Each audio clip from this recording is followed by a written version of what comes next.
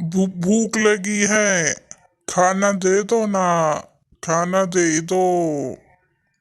ए हट यहाँ से, चल चल। दीदी, रोटी दे दो ना। चल हट यहाँ से, मेरी नई साड़ी खराब हो जाएगी। चल हट हट। कहते हैं जिसका कोई नहीं होता उसका भगवान होता है। ये जो मंदिर के बाहर लड़का बैठा है इसका नाम मोहन है। मोहन पहले से ऐसा नहीं था। एक बार जिस गांव में ये रहता था उसमें बहुत तेज बारिश आ गई और बहुत तेज बाढ़ की वजह से उसका पूरा परिवार पानी में बह गया, जिसकी वजह से उसका पूरा परिवार ख़त्म हो गया। इतना ही नहीं, जब बारिश भर भर के आ रही थी तो एक छप्पर गिरा और वो मोहन के सिर से टकरा गया। जैसे ही 2-3 दिन बाद मोहन को मलबे से निकाला तो वह अपना मानसिक संतुलन खो बैठा था और तब से ही मोहन की ये हालत थी। वे पूरे दिन खाना मांगता रहता था। कुछ लोग मंदिर में आने जाने वाले उसे कभी कभी कुछ खाने को भी दे देते थे। एक दिन मोहन ने देखा कि सभी लोग शिवलिंग पर जल चढ़ा रहे हैं और अपनी मन्नत मांग रहे हैं। ये देखकर मोहन ने सोचा, खाना। मैं खाना मांगूंगा। पानी चाहिए। मोहन ने सोच लिया था कि वो भी शिवलिंग पर जल चढ़ाकर भगवान शिव से अपने लिए खाना मांगेगा। उसके पास कुछ भी बर्तन नहीं था, इसीलिए वहीं पर रास्ते में पड़ी हुई एक बोतल उसे दिखाई दी। उसने उसमें ही जल भरा और वो मंदिर में जल चढ़ाने के लिए चल दिया। तभी उसे एक व्यक्ति ने रोका। ए पागल, इस गंदी बोतल से तू भगवान शिव पर जल चढ़ाएगा?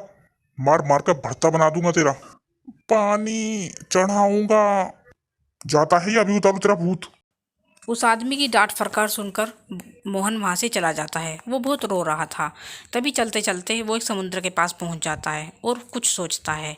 फिर वो एक गोल पत्थर उठाता है, पहले उसे अच्छे से पानी में धोता है और फिर उसे शिवलिंग की तरह एक पेड़ के नीचे स्थापित कर देता है और उस पर कुछ फूल और पत्ते भी अर्पित कर देता है। और फिर मोहन हाथ में पानी ला लाकर शिवलिंग पर चढ़ाता रहता है। मोहन 1-2 घंटे तक पानी ऐसे ही जल चढ़ाता रहता है। जब वो पूरा थक जाता है तो वो वहीं पर लेट जाता है। मोहन सच में ही कई दिनों से बहुत ज़्यादा भूखा था और थक भी गया था। भगवान आओ ना।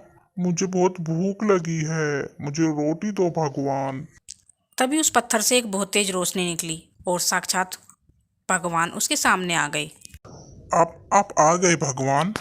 हाँ मोहन, मैं तुम्हारी भक्ति से बहुत प्रसन्न हूँ। बताओ क्या वरदान है तुम्हें?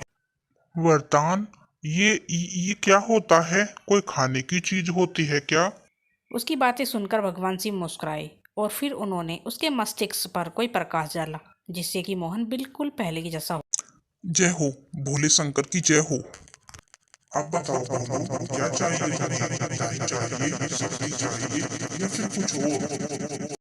प्रभु, मैं बहुत दिन भूखा रह लिया। आप तो बस कुछ ऐसा कर दीजिए जिससे कि ना मैं भूखा रहूं और ना मैं किसी और को भूखा रहने दूं। तथास्तु। अगले ही पल भगवान वहाँ नहीं थे, लेकिन मोहन ने देखा कि शिवलिंग के पास एक छोटी सी कढ़ाई रखी हुई है। भगवान ने मुझे कढ़ाई दी, लेकिन इसमें खाना तो है ही नहीं और ना ही मेरे पास कुछ पकाने के लिए है। शायद ये सब कुछ मुझे खुद ही करना पड़ेगा। मोहन ने वो कढ़ाई उठाई और वो जंगल की तरफ कुछ पकाने के लिए खोज में निकल पड़ा।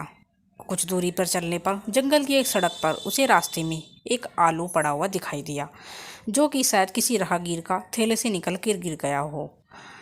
उस आलू को मोहन ने उठाया और वो शिवलिंग के पास आ गया और उसने फिर वहाँ 2-3 ईंटें इकट्ठी करके चूल्हा तैयार किया। उसमें आग जलाकर उसने कढ़ाई रख दी और उसमें वो आलू डाल दिया। देखते ही देखते थोड़ी देर बाद सब्जी पूरी कढ़ाई से भर गई और इतनी कढ़ाई सब्जी हो गई जिससे कि उसका अच्छे से पेट भर जाए। और फिर मोहन ने उसको अच्छे से चटकारा लेकर खाया और फिर उसने भगवान का शुक्रिया अदा कहा और बोला, भगवान आपका बहुत बहुत शुक्रिया। अब खाने की तो कोई चिंता ही नहीं, लेकिन अपने रहने के लिए एक घर बनाना पड़ेगा मुझे।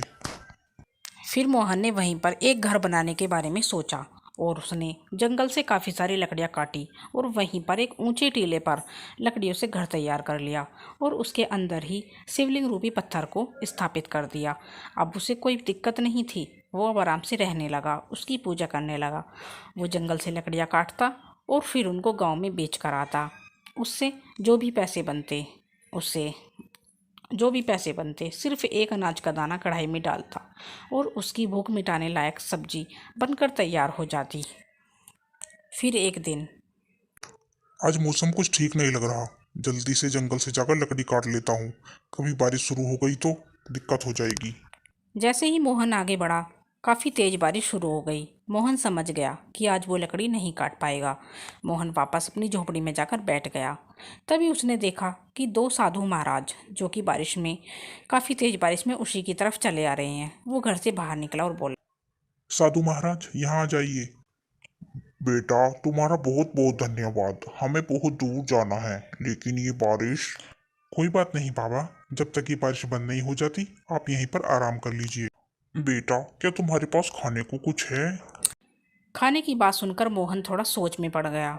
और क्योंकि उसके पास कढ़ाई थी, लेकिन वो तो इतना ही खाना बनाती थी जितना कि मोहन खा सकता है।